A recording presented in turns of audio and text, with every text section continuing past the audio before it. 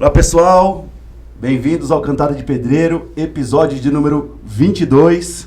Eu, Renato Gomes, estou aqui ao lado de José Vinícius Munhoz Pinto, ilustre CEO da GeoImob, Arthur Prison, nosso ilustre corretor da equipe, e nosso convidado de hoje, deputado federal Felipe Barros, reeleito aí com quase 250 mil votos, 3 vezes mais do que na última eleição, né, deputado? Foi. Uma alegria para mim estar aqui com vocês, nesse podcast Cantada de Pedreiro. É isso. E foi quase 3 vezes mais do que na eleição passada, graças a Deus e ao povo do Paraná. É isso aí. E só aqui em Londrina você teve mais de 60 mil votos, não é isso? Foi, quase 63. Fui o mais votado em Londrina agora, né, nessa eleição. Na eleição passada eu tinha feito 40, então aumentamos a votação aqui em Londrina. Legal. Bom, eu acho que a gente aqui vai ter uma conversa muito leve, muito descontraída. O Felipe é uma pessoa que circula aí na nossa sociedade, é um orgulho gigantesco para nós ter uma pessoa como você representando a nossa cidade lá na Câmara dos Deputados, e a gente está muito feliz aí de poder ter a sua reeleição concretizada, né, Felipe? Obrigado. E uma coisa que eu acho importante a gente começar a falar com relação assim, contar um pouquinho da sua história, rapidamente, né, como que você chegou na política, a sua formação, enfim, fica à vontade. Olha, eu sempre gostei de política. Eu acompanhava desde a época da faculdade política. Eu me lembro, aliás, quando minha mãe trabalhava na antiga VASP, lembram da VASP? Uhum. Minha mãe trabalhava na VASP, e aí eu ficava à tarde na casa dos meus avós, e meu avô ficava assistindo TV Câmara, né, eu acompanhava junto com ele. Então eu sempre gostei, acompanhei política.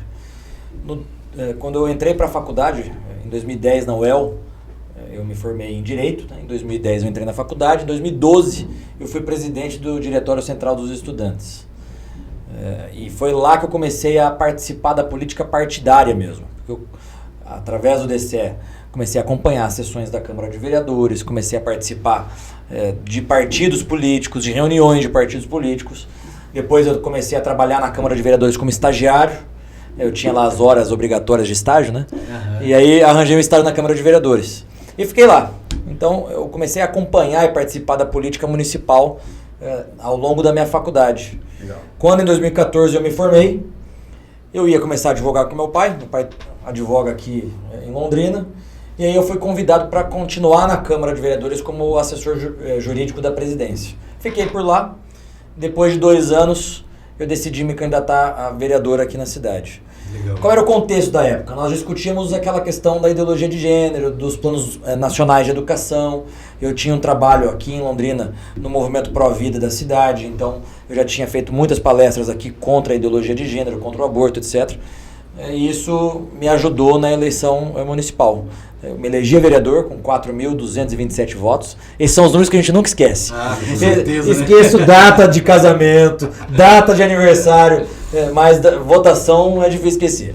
Daí eu fiquei 2 anos como vereador e decidi me candidatar a deputado federal. Eu ia me candidatar a deputado estadual. Quando o deputado federal Jair Bolsonaro, eu já acompanhava ele, já tinha feito várias viagens com ele pelo Brasil, já tinha trazido ele para Londrina, e aí ele me convidou a sair a federal. Eu decidi sair candidato a federal, fiz 75.326 mil votos, e nesses últimos 4 anos estou lá em Brasília. Que legal, que legal. Inclusive, quando você foi vereador aqui em Londrina, a gente anotou aqui que você votou contra o aumento do IPTU, né? Na cidade, que isso aí foi algo bem polêmico aí, principalmente para o nosso mercado, né, Felipe? Eu votei contra o aumento do IPTU. Teve mais um ou outro vereador que também votou, não lembro exatamente, mas foram poucos. E na época eu até falava o seguinte: olha, a planta de valores de Londrina, de fato ela precisa de um reajuste, mas não pode ser dessa maneira, porque chegava a prefeitura, nos apresentava uma metodologia que, quando a gente ia ver o caso concreto, não batia com aquilo que a prefeitura estava nos apresentando. A gente ia ver o mapa de aumento que a prefeitura nos apresentava, não era condizente com o próprio valor de mercado. Então tinha muitas incongruências que eu falei e publicamente disse: não vou votar nesse negócio. E não votei na planta de valores. E creio que tenha sido a decisão acertada.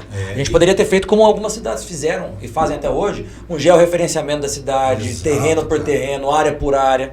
E a gente inclusive está com uma situação em andamento em Londrina, né, que é a questão do plano diretor, né, da lei de zoneamento, tudo. E inclusive nós vamos ter um podcast aqui dia 19, né? Semana que vem, com o Marcos e com o Gerson.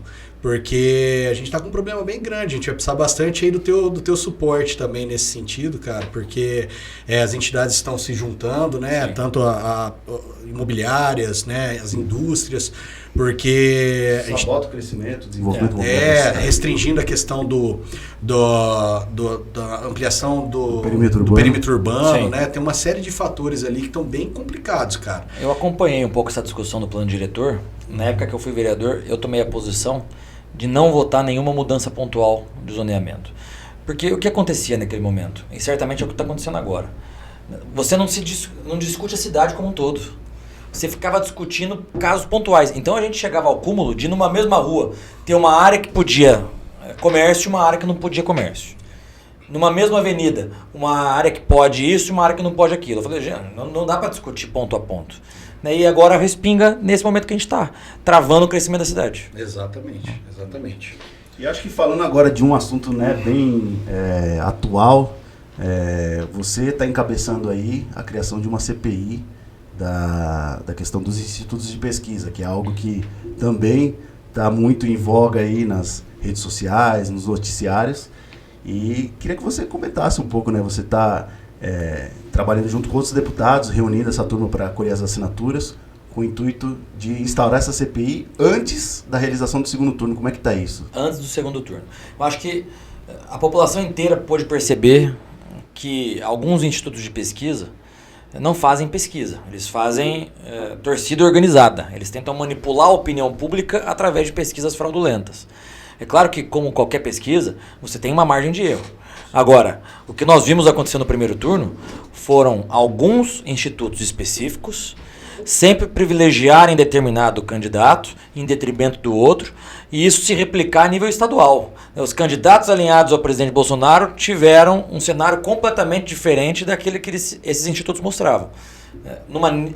No meu ponto de vista, essas pesquisas são fraudulentas e precisam ser investigadas. Então eu, o deputado Eduardo Bolsonaro, o deputado Carlos Jordi, nós começamos a coletar as assinaturas, para vocês entenderem. Para uma CPI ser aberta é necessário 171 assinaturas. Esse número é 171, né? Mas é o número do regimento, né? Está lá no regimento interno da Câmara. Legal. Precisa ter esse número de assinaturas de deputados federais para que o presidente da Casa, o deputado Arthur Lira, decida se abre ou se não abre. Então nós já estamos quase com esse número completo. O presidente Arthur Lira já sinalizou que deve abrir a CPI. E nós queremos fazer isso já nessa semana, no máximo na outra, para que a CPI seja instalada antes do segundo turno. Legal. Também tem a questão de tornar essa CPI uma CPMI, que aí envolve o Senado, né? Que eles estão envolvidos com a pauta também, né? Existe essa possibilidade, só que ela é uma possibilidade um pouco mais remota. O senador Marcos Duval, ele coletou as assinaturas. Lá no Senado eles já conseguiram o número necessário. Se não me engano, são 27. Acho que é um terço do Senado, não me lembro exatamente o número lá. Mas ele já conseguiu e protocolou. Agora, para isso acontecer, depende do presidente do Senado, Rodrigo Pacheco, que eu honestamente acho muito difícil ele abrir uma CPI no Senado ou uma CPI mista da Câmara e do Senado. Eu acho até que, pelo que o presidente Arthur Lira disse, nós devemos votar nessa semana, no máximo na outra, também um projeto de lei regulamentando a divulgação dessas pesquisas eleitorais. Não pesquisa de mercado ou outras pesquisas, pesquisas eleitorais. A gente deve votar isso nas próximas semanas e acho que a tendência é o presidente do Senado, Rodrigo Pacheco, não votar isso no Senado. Infelizmente, a gente está vendo aí o Rodrigo Pacheco ajudar a campanha do Lula desde a CPI do Covid, né? Então acho difícil que isso avance no Senado, mas a Câmara vai cumprir o seu papel. Ótimo. Estava conversando com o Vinícius, né? A gente estava também percebendo que existe aí também um ponto a ser investigado, que é a questão do papel dos bancos e das financeiras, né, que são entidades que estão diretamente envolvidas na contratação dessas pesquisas. TV também, né? A TV também, né? Emissoras aí que também a gente sabe que bancam e contratam pesquisas e que eu acho que isso aí vem muito, essa situação de questionamento mesmo, é muito pertinente, cara, porque é uma coisa que a sociedade também, de certa forma, cobra isso, né, cara? Sim. Porque falam, o que é isso? Né? Porque a gente sabe o poder de manipulação que de fato tem essas pesquisas, né, cara? E principalmente em determinadas pessoas, né? Que olham aquilo lá e já falam, não, é isso que vai acontecer. Por verdade absoluta, né? Exato, então... Infelizmente... Exato. Tem uma parcela da população que eu não sei mensurar quanto, mas existe ainda, e infelizmente, um eleitor que vota em quem aparentemente está ganhando. Né? Então, nesse caso... Não quer perder o voto, Não quer perder né? o voto. Então, nesses casos agora, desses institutos de pesquisa, houve um consórcio de veículos de imprensa com esses institutos de pesquisa. Quem contratou esses institutos foram veículos de imprensa. E esses veículos de imprensa divulgavam essas pesquisas. Lembra daquele plantão da Globo? Quando acontece um desastre, a Globo ficava o dia inteiro divulgando essas pesquisas. Atualização, como se fosse toda hora. Então, houve um consórcio que está se repetindo agora no segundo turno, por isso que a gente quer fazer todas essas iniciativas para já. Houve um consórcio de veículos de imprensa com os institutos de pesquisa. E isso precisa ser investigado, que é a mesma coisa dos bancos. Um banco faz uma pesquisa e tem essas informações em primeira mão. Sim. Eles podem manipular o mercado. Com certeza. Eles podem acionar, inclusive os veículos de comunicação que eles próprios patrocinam, para manipular o mercado e soltam essa pesquisa 2, 3, 4 dias depois. Então, eu acho que isso precisa ser melhor regulamentado. Com certeza. E existe dentro desse pool, né, bancos que, aliás, tem banco comprando pesquisa, onde o vice-presidente é ex-ministro, né? Exatamente. E que já declarou apoio ao Lula. Tá lá fazendo Isso é ótimo. o Lula livre, o Lula ladrão. Não precisa falar mais nada. Isso tem que ser regulamentado. O que eu tenho defendido? Eu defendo o livre mercado. Eu não acho que o caminho seja censurar. Mas eu acho que tem que ter maior transparência. Essas metodologias precisam ser melhor definidas. O eleitor precisa saber que determinada metodologia tem uma margem de erro de 6, 7, 8%. Que essa metodologia de determinada pesquisa não significa uma amostragem, por conta da sua amostragem menor, não significa que isso se replica em todo o país. Precisa ter uma... país, né? E eu tomar acho... aquilo lá como verdade, né? Às vezes coletar lá 2.000, 3.000... Eu vou citar um exemplo para vocês. Eu, Felipe, contratei 2 institutos de pesquisa agora. É claro que uma coisa é pesquisa para presidente da República, outra coisa é pesquisa para deputado federal. Mas eu contratei 2 pesquisas. Uma dessas pesquisas me colocava como o segundo mais votado do Paraná. Fui o terceiro. A outra me colocava como quase suplente, não entrando. Aí teve um dia que eu peguei e liguei para os 2. Falei, gente, se decidam aí. O que procede? Qual dessas pesquisas eu devo acreditar? Então, eles tinham ali algumas diferenças de metodologia entre uma e outra. Uma fazia uma amostragem maior. Então, essa transparência que o eleitor precisa ter. E eu defendo até que os veículos de imprensa, a Globo, a Record, a Band, quando eles divulgarem um instituto de pesquisa, eles também têm que divulgar os outros. Sim. Por que só um? Sim, faz muito sentido. Até essa questão da censura, eu assisto bastante a Jovem Pan, né? E eles falam, tá se censurando até os não é repórteres, né? O pessoal da mídia mesmo, né? Jornalistas, que defendem a direita, né? Nossa senhora, tá um caos isso daí, né? Que os caras estão fazendo também. Eles proibiram agora, o TSE proibiu qualquer notícia que veicule o apoio do Lula à Nicarágua, ao ditador Daniel Ortega. Sendo que isso é um apoio público. Sim, o mundo inteiro sabe disso. Sim. Daniel Ortega mandou parabéns para a eleição do Lula agora no primeiro turno, há 20 dias atrás. 20 não, uma semana, né? Nós estamos uma semana do primeiro turno. Então, o TSE, infelizmente, está tendo uma postura parcial. Tudo que é do Bolsonaro não se pode falar. Tudo que é do Lula pode falar. Então, complicadíssimo isso. Dentro dessa linha aí, a gente também sabe que você foi, em 2020, escolhido como relator do voto auditável, né? Isso daí foi uma coisa que também teve uma repercussão nacional muito grande e a gente gostaria que você também falasse a respeito disso, como é que isso se desenrolou, o quanto que isso pode vir a ser retomado, esse assunto, né, no futuro, porque a gente sabe que a gente é impossível a gente ver um país do tamanho do nosso, a gente ver um governo de 4 anos conseguir, na verdade, realizar todo o potencial que ele tem dentro de uma cadeia de ações. E a gente percebe que muitas dessas informações que a grande mídia coloca, parece que ignoram os índices, né, os fatos e os dados a respeito da nossa economia e tudo mais. E a gente vê, falando aí dos institutos de pesquisa, da falta de credibilidade das informações, e a gente falando do voto impresso, são coisas que são quebras de paradigmas, que para algumas pessoas às vezes parece retrocesso, e a gente queria saber da tua visão, como é que isso está hoje, né? Como é que essa pauta está hoje dentro da... Olha, é até importante essa pergunta, porque a imprensa inteira deturpou completamente aquilo que a gente estava propondo na Câmara. O Luiz Roberto Barroso, ministro do Supremo, vinha público dizendo que nós estávamos querendo a volta do voto em cédula de papel, que as pessoas iam comer, que as pessoas iam até, enfim, fazer outras coisas com a cédula de papel. Não vou falar aqui em respeito a quem está nos ouvindo, mas não era nada disso que a gente estava propondo. O que nós estávamos propondo era, o eleitor vota na urna eletrônica, aquela urna imprime o voto que o eleitor conferiu na urna eletrônica, o eleitor pega... Aliás, o eleitor não teria contato físico com essa cédula, apenas contato visual com a cédula, e conferiria se aquilo que foi impresso era aquilo que ele tinha votado na urna eletrônica. Apertaria confirma mais uma vez na urna eletrônica e essa cédula cairia numa urna indevassável. Se alguém quisesse questionar aquela urna, os votos estavam lá, bastaria contar. Essa era a nossa proposta. Como todos os países democráticos do mundo fizeram a partir dos anos 2000, com exceção de Brasil, Bangladesh e Butão.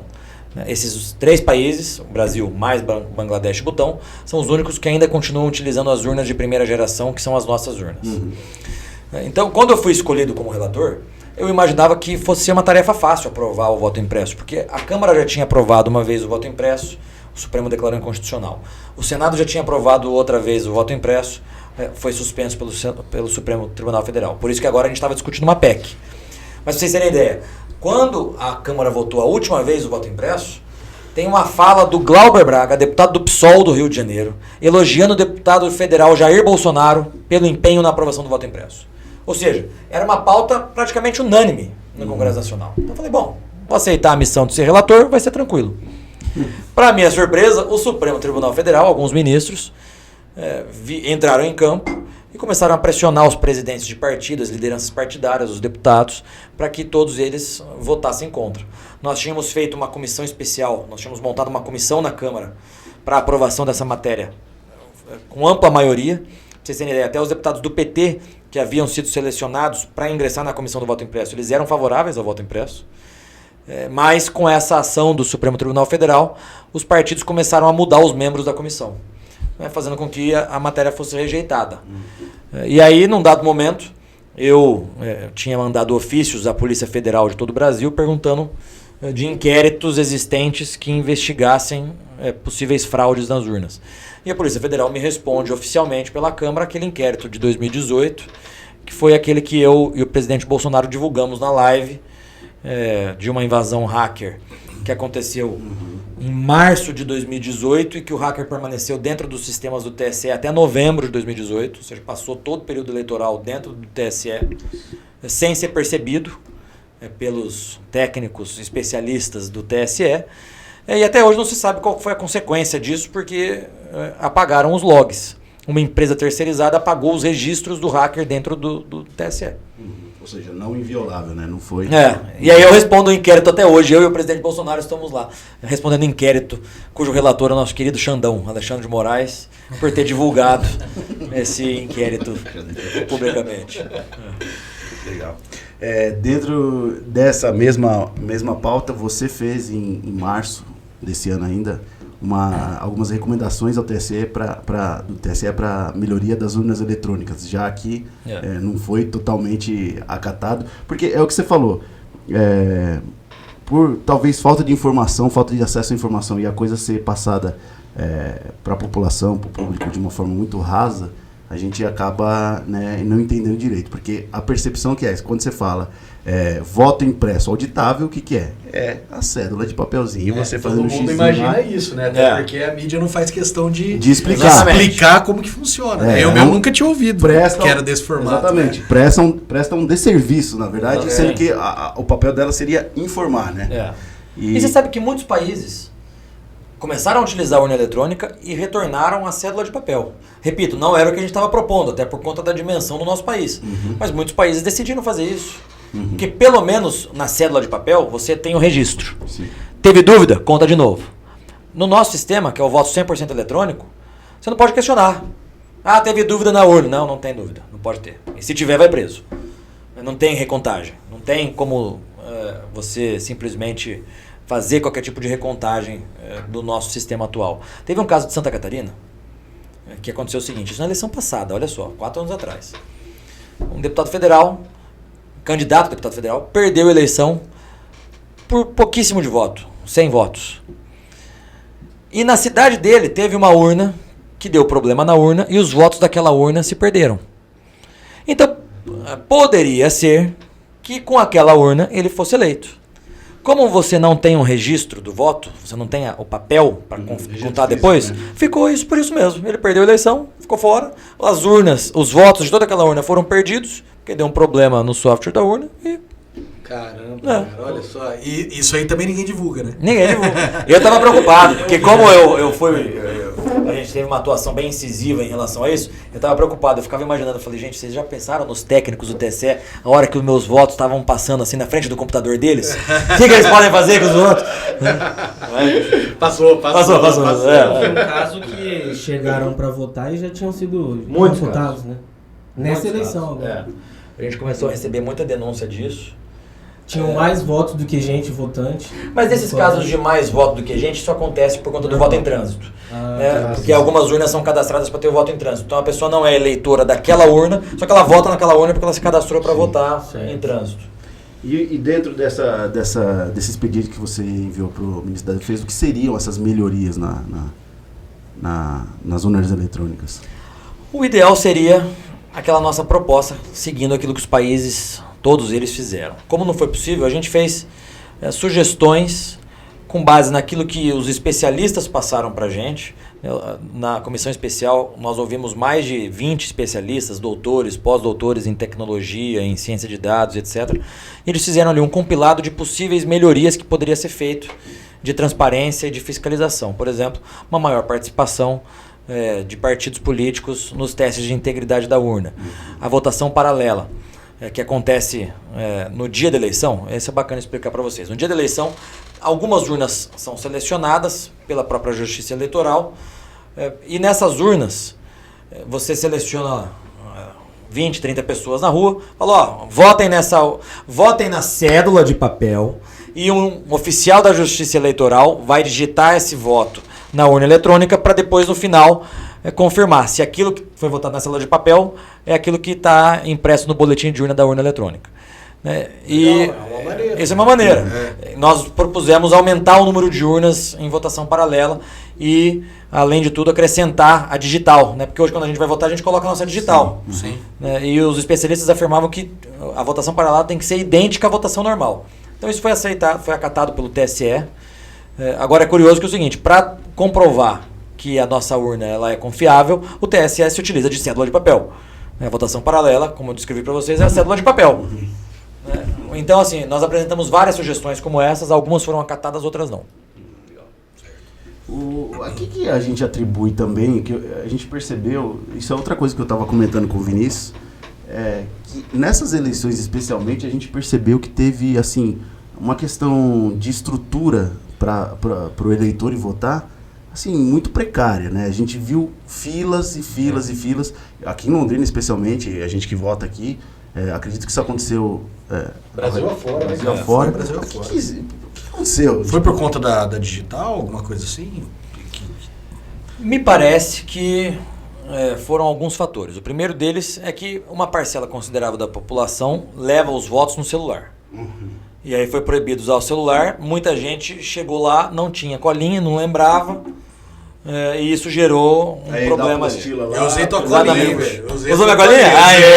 Foi boa. Foi boa. Então muita gente chegou e não lembrava. Né? Era muito.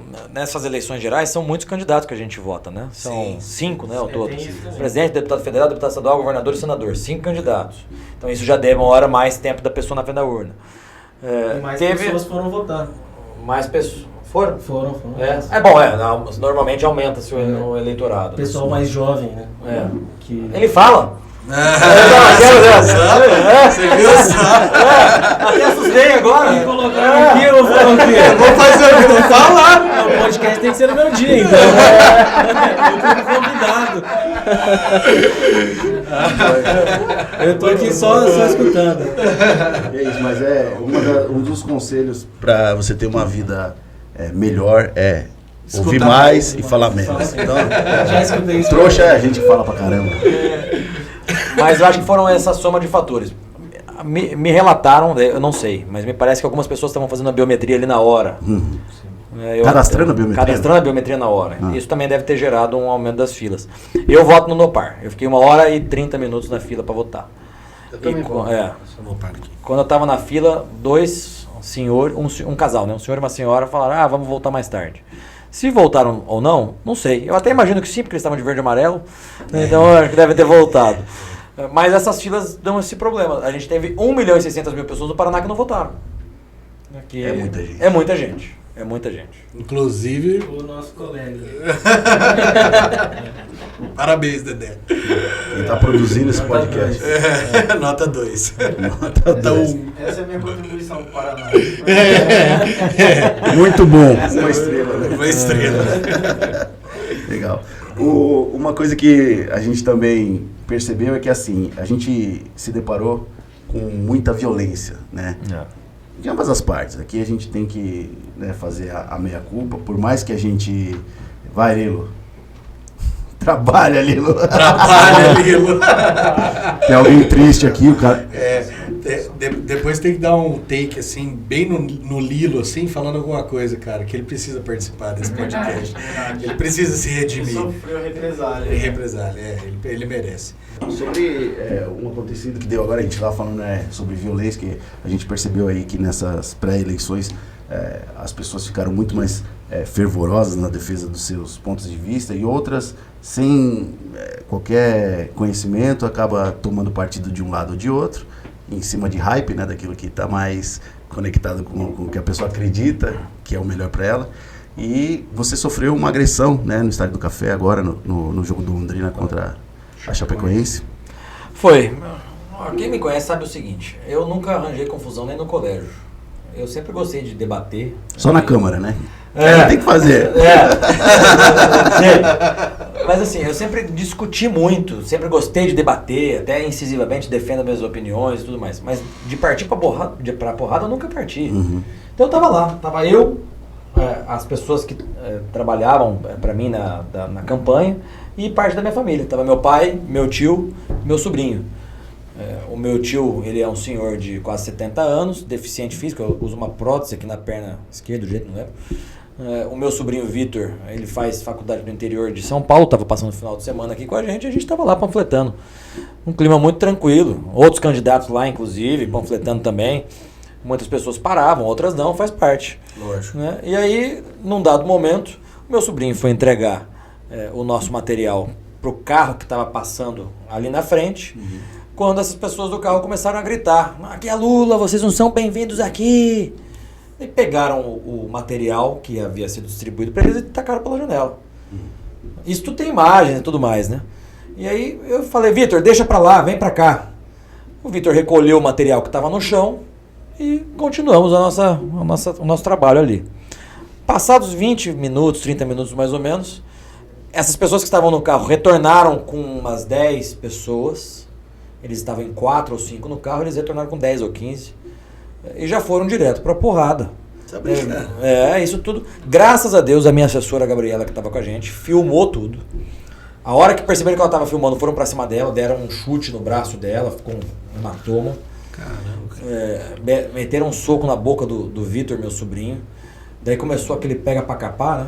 Foi feio mesmo. Foi feio. Caramba, não vi, cara. Acertaram meu tio que caiu por conta da prótese, né? E tropeçou e começaram a chutar ele no chão. E deram uma voadora nas costas. Eu também caí. A minha sorte que meu pai naquela hora. Daí foi pra cima de mim. E eles começaram a se dispersar. E daí deu tempo de nós chamarmos a polícia. E todos eles depois foram indiciados pela Polícia Federal. São alguns integrantes da torcida organizada da Falange Azul. E aqui eu não quero generalizar. Sim. Que eu mesmo sou torcedor do Londrina. Mas esses integrantes da Falange Azul têm que ser punidos. Vão responder, com certeza. Vão responder e vão ser punidos. Legal. É um absurdo isso daí, né, cara? Nos dias de hoje a gente ainda se deparar com atos assim de vandalismo, de violência, Porque eles têm direito a apoiar quem eles quiserem. Lógico, não tem necessidade. Se Exatamente. tivesse mantido naquela linha do carro lá, ainda que mal educados, né, beleza, vai embora, né, segue a vida, mas voltar ainda né. E quando eles chegaram e vieram ao nosso encontro, um deles, a gente conseguiu gravar, um deles ainda repetiu aquilo que eles tinham gritado no carro, ó, vocês não são bem-vindos aqui, vão embora daqui, como se o estádio fosse deles. Pelo amor de Deus. Daí é engraçado que quando eles foram prestar depoimento, esse que bateu no meu sobrinho, foi prestar depoimento pro delegado da Polícia Federal. É porque eu tava sob efeito de remédio. Então os caras são machão quando estão em bando. Na hora que estão na frente da polícia, os caras são tudo mocinha. É isso aí. Bacana isso aí. Quando forem pra cadeia, vão virar mulherzinha. Não, com certeza. Lá eles vão encontrar um monte de machão, pode deixar. Eu acho que agora a gente, né, caminhando pro final aí, eu acho que seria interessante a gente saber qual que é a tua visão com relação, assim, a gente tem uma incerteza, a gente não sabe quem vai ganhar, óbvio, né? E qual que é a tua visão com relação à continuidade, segmento, né, de todas as políticas do nosso país, do bom andamento do nosso país, porque a gente, especialmente no mercado imobiliário, o mercado está aquecido. Só que a gente tem ouvido muitas objeções de determinados perfis de clientes esperando a definição das eleições para daí uma tomada de decisão. A nossa visão assim como na pandemia a gente se posicionou sempre com uma ótica positiva a respeito de tudo, sendo um ou outro, a gente acredita que, principalmente agora a gente se sentindo lastreado pela maioria da Câmara, né? A gente ter aqueles que a gente acredita que tem os ideais corretos e que vão levar ao progresso do Brasil, a gente acredita que vai dar tudo certo. É lógico que a gente tem uma opinião, a gente gostaria que o que acontecesse é aquilo que a gente pensa, mas dentro disso, qual que é a sua visão, como que você acha que vai se desenrolar os próximos tempos e movimentos do nosso país, sendo um ou sendo outro? Olha, eu acho que a eleição está completamente polarizada, isso é bom. Eu vejo alguns especialistas dizendo, não, está muito polarizada. Eu falo, mas isso é bom, as pessoas estão tomando posição, estão tomando lado, estão se informando. Só que são projetos de país completamente diferentes um do outro. O projeto que o presidente Bolsonaro representa é o oposto daquilo que o Lula representa. Falando, por exemplo, de economia. Nós temos o ministro Paulo Guedes que defende o livre mercado, que tem reduzido impostos e que mesmo com a redução de impostos... O trabalho que ele está fazendo é um negócio incrível, né? Exatamente. Mesmo com a redução de impostos, houve um aumento da arrecadação do governo federal. A curva de Laffer, né? Por que será, né? Esse projeto que o presidente representa, o outro lado, o descondenado, o ladrão, ele representa o oposto. Descondenado. Foi descondenado pelo Supremo. Descondenado momentaneamente. Ele quer mais Estado. Nós defendemos menos Estado. Nós defendemos a liberdade econômica. Em 2019, primeiro ano do mandato, eu fui o coordenador do PSL, nosso partido na época, na reforma da Previdência. E lá, eu já pude perceber o seguinte, falei, olha, a gente precisa de uma maioria aqui. Porque vocês vão se lembrar que a reforma era para economizar 1 tri em 10 anos, por uma falta de apoio naquele momento, uma falta de base parlamentar, foi para 700 bi.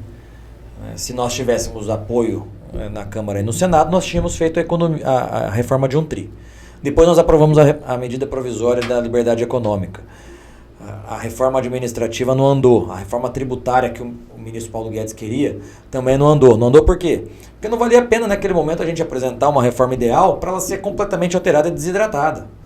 Né? Então, com a nova composição da Câmara dos Deputados e do Senado, com a maioria que nós temos, esses projetos que o ministro Paulo Guedes tem e que não foram apresentados por uma questão estratégica vão poder facilmente tramitar e serem aprovados na Câmara do Senado. O Brasil vai deslanchar.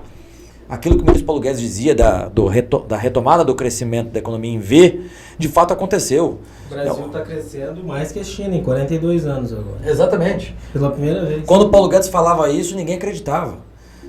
Em contrapartida, o Lula tem dito o quê? Não, é mais Estado, nós temos que furar o teto de gasto, nós temos que ter mais gasto, aumentar o gasto do governo federal, nós temos que se endividar mais. Então são projetos de país completamente diferentes.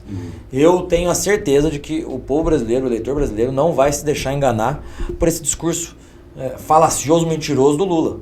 Até porque, usando as palavras do próprio vice dele, ele quer voltar ao poder para voltar à cena do crime. Né? A gente não pode esquecer disso. Exatamente, né? Exatamente. Agora, você veja, a reforma tributária, para vocês do mercado de imóveis, é fundamental. O ministro Paulo Guedes tem dito que essa vai ser a prioridade, logo no início do segundo mandato, se Deus quiser, encabeçar uma reforma tributária moderna, que diminui a carga tributária, que aumente a arrecadação, diminuindo a carga tributária, que simplifique, porque hoje um problema nosso da questão tributária é... complexidade. Né? Poxa, ninguém entende. Nem os advogados tributários entendem. Né? Ninguém entende. Então, eu acho que isso é uma prioridade. Em cima disso aí, hoje, Vinícius e eu também, a gente viu uma referência de um post que o Lula fez, dizendo que parecia que o Bolsonaro estava meio nervoso, estava meio desequilibrado, e se ninguém tinha avisado para ele que um chefe de Estado não podia ser desequilibrado. E eu adorei a resposta que o Bolsonaro deu, em bom tom, dizendo assim, acho que tem que avisar para você que o que um chefe de Estado não pode fazer é roubar, seu vagabundo. Muito bom, muito bom. Eu gosto dessa acidez, né? De falar na lata, assim. A gente gosta muito, lógico. Igual o post que eu comentei com você também, acho que o Felipe fez hoje, né? Que a cada 5 presidiários, 4 votaram no Lula, né? 4. Que beleza, né? Exatamente. Que beleza. E é a propaganda eleitoral, inclusive, da televisão e rádio hoje vai focar nisso. Que o Lula ganhou nos presídios. Olha que beleza. Então, que exemplo, né? Que exemplo. É esse o exemplo que a gente quer para nossos filhos, para nossos netos, para nossas gerações. É uma benção. A crença na regeneração do ser humano. É isso, né? Mas tá bom. O Marcola falou que apoia ele, né? O Marcola falou. Tem uma estreita ligação do PCC com o PT. Isso já não estou inventando nada. Tá lá. São evidências. Tem aquele traficante do PCC que foi pego no grampo falando que nós, no governo passado, tínhamos diálogos cabulosos com o PT. Tá lá no grampo da Polícia Federal. O contador do Lula era contador do PCC. Político, teve um vereador do interior de São Paulo do PT que foi preso, investigado por ter relação com o PCC. Então, o PT significa a volta do crime organizado. A volta, não apenas da corrupção, mas do crime organizado. Veja só o gráfico do número de homicídios, como que caiu ao longo desses últimos anos. Bom, PT significa perda total, né? Da seguradora. Então, mais legal. Bom, eu acho que assim, a gente está muito feliz, né, com esse momento aqui com você. Eu, pessoalmente, falando como pessoa física, sou seu eleitor, votei em você e influenciei aquelas pessoas que a gente pôde influenciar, né, de uma forma ética, a votar em você. Então a gente está muito satisfeito, o Vinícius também, né, Vinícius? Sim, com certeza. A gente está muito satisfeito e orgulhoso, né, da sua reeleição. Esperamos que você consiga, como 01 do Bolsonaro do Paraná, desempenhar um trabalho impecável e assim, agora é torcer, orar a Deus, né, para que... Fazer a nossa parte, né, Renato, Arthur, toda a galera Dedé. aí. Dedé, né? Dedé, votar e levar pro pessoal, né, a informação para aqueles que ainda estão meio em cima do muro ainda, né? Mostrar que, como você falou, né, e teve um vídeo do Roberto Justo que deu uma circulada aí que falava exatamente isso, né? A diferença de país, o que a gente quer para o nosso país, né? Uma política econômica tão rica, né? Tão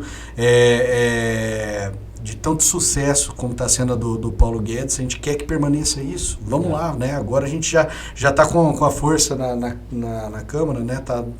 Então, quer dizer, a gente torce muito e eu quero também aproveitar para agradecer a tua vinda aí, prestigiar o nosso podcast, né, de número 22, e dizer que a gente está muito contente mesmo e com certeza esse vai ser um podcast que vai atingir aí muitos eleitores, né, e muitas pessoas aí, com certeza. Nosso objetivo é também, como empresários, como empresa que a gente atua no mercado tradicional e naturalmente a gente acaba tendo algumas posições um pouco polêmicas também, porque a gente quer inovar, a gente quer desconstruir esse mercado nosso que já é tão burocrático, existe paradigmas também, assim como sobre a atuação de um político, o corretor de imóveis também é um picareta, é o cara que enche o saco, quer ganhar comissão, e a gente tem procurado fazer a nossa parte na proposição, aliás, no nosso propósito, né, de melhorar a vida das pessoas. Eu acho que a nossa defesa é muito alinhada com a visão e esperamos que dê tudo certo, né, Felipe, aí para a sua atuação. De novo, parabenizar a reeleição. Obrigado. Passar a palavra pro Arthur. Você já falou demais já. O Arthur! Falou muito! Não, Arthur tem que Eu falar. angariei o meu colega e amigo. Grande Foi amigo. graças ao Arthur, né? O nosso- Arthur nosso- fez um nossas convite, relações né, públicas, Se cara? quiseram aqui, eu vim acompanhar, mas você não tem muito o que falar, né? Com a presença ilustre dele aqui. Você fica sem palavras, Fico né? sem palavras, sempre. Um grande amigo meu, Não, mas eu que quero agradecer vocês. eu agradeço. Eu quero agradecer vocês aqui pela oportunidade do bate-papo, estou sempre à disposição. Quero aproveitar para agradecer a Deus mais uma vez pela expressiva votação, a todos os quase 250 mil paranaenses que depositaram na gente o voto, e podem contar comigo, podem cobrar, porque eu sempre disse isso ao longo de todas as últimas campanhas. A cobrança é importante, né? Quem não gosta de cobrança são os caras que estão pensando em se eleger para fazer mutreta, que não é o meu caso. Então a cobrança é importante. Sempre disse que é importante nós termos gente aqui da nossa região, lá em Brasília. E graças a Deus e ao povo do Paraná, nós continuaremos lá, se Deus quiser, ao lado do presidente Bolsonaro por mais 4 anos. Obrigado pela oportunidade de estar aqui com vocês. Isso aí. Seguindo a tradição agora do Cantada de Pedreiro, antes eu quero te perguntar, você fazer uma cantada de pedreiro aí, seria quebra de decoro? Não, pode fazer. Pode fazer. Pode fazer. E antes disso, não seguindo a nossa tradição, mas quebrando a nossa tradição, eu preciso que você mande um beijo público pro nosso ilustre Maurílio Bolognese, porque ele tá preocupado que as pessoas estão achando que ele é de esquerda, porque houve um corte aí de um dos nossos episódios, e ele tá preocupado, ele tá emocionado, ele tá aqui do seu lado, você tá vendo ele. Mas manda um beijo pra ele. Mas quer que eu vou lá dar um beijo nele? Isso! E a cantada de pedreiro pode ser bom, né? Aproveitando o ensejo, pode, se não tiver problema com a sua esposa, faça a cantada de pedreiro pro... Você não é o Lula, mas você roubou meu coração.